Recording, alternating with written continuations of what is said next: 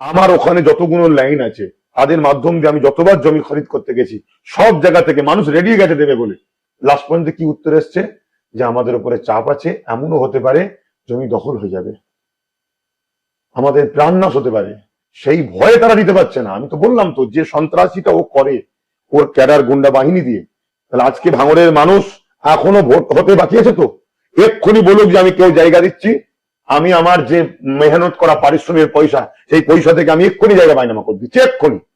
আজ বললে কালকে টাকা দিয়ে দেবো, আমার অ্যাকাউন্ট থেকে টাকা চলে যাবে। আমি ঘুমরু গ্রামের বাসিন্দা হয়ে সেই হুমকিকে উপেক্ষা করে ভাঙড়ের জনগণের স্বার্থে আমি আমার ব্যক্তিগত জমি, যা আমার নিজের খতিয়ানভুক্ত দলিলভুক্ত, এই জমি থেকে কম বেশি 6 বিঘা জমি আমি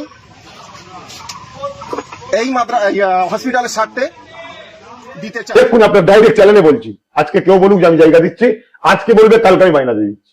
আমি যদি জায়গা কিনতে না পারি আমি কোথায় করবো? কি জুলুমটা যে আমার উপরে হচ্ছে, আমার ছেলেদের উপরে হচ্ছে, সেটা তো ওই এলাকার মানুষ জানে। এটা তো বাইরের মানুষ হলে বুঝতে পারছে না, তারা অনেক প্রশ্ন করবে, কিন্তু ওই এলাকার মানুষ সবাই বুঝতে পারছে যে কি পরিস্থিতির মধ্যে ভাইজান। আব্বাস সিদ্দিকী ফেসবুকে দেখেছি তিনি পুনরায় বলেছেন যে ভাঙড়ে হসপিটাল করতে দেওয়া হচ্ছে না মূলত শাসক রাজনৈতিক দলের জন্য। টিএমসি পার্টি অর্থাৎ মমতা ব্যানার্জি সরকার এবং তার ভাঙড়ের নেতৃত্বরা তাকে হসপিটাল করতে বাধা দিচ্ছে, এমনকি যারা জমি দিতে উদ্যত হয়েছে তাদের নাকি প্রাণনাশেরও হুমকি দিচ্ছে। আমি ঘুমরু গ্রামের বাসিন্দা হয়ে সেই হুমকিকে উপেক্ষা করে ভাঙড়ের জনগণের স্বার্থে আমি আমার ব্যক্তিগত জমি, যা আমার নিজের খতিয়ানভুক্ত দলিলভুক্ত, এই জমি থেকে কম বেশি 6 বিঘা জমি আমি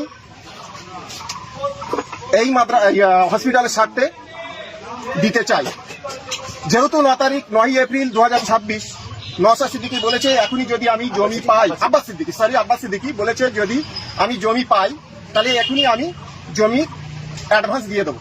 আমি কিন্তু জমি দান করছি না, এটা কেউ ভাববেন না যে আমি দান করছি। আমি একটা ক্ষুদ্র চাষি, ভাঙড়ের উন্নয়ন স্বার্থে আমি সেই চাষাবাদ থেকে বিরত থেকে আমি ভাঙড়বাসীর উন্নয়নের জন্য আমি এই জমি দান বিক্রি করতে রাজি আছি। আমি আব্বাস সিদ্দিকী এবং তার ভাই নওশাদ সিদ্দিকীকে এই ফেসবুক লাইভের মাধ্যমে জানাতে চাচ্ছি আপনারা আমার সঙ্গে যোগাযোগ করুন। আমি অলরেডি 9 তারিখে কমেন্টে আমি আমার মোবাইল নাম্বার দিয়ে দিয়েছি, আমি আজকেও আমার মোবাইল নাম্বার দিয়ে দিচ্ছি 9732758335। আবার বলছি 9732758335।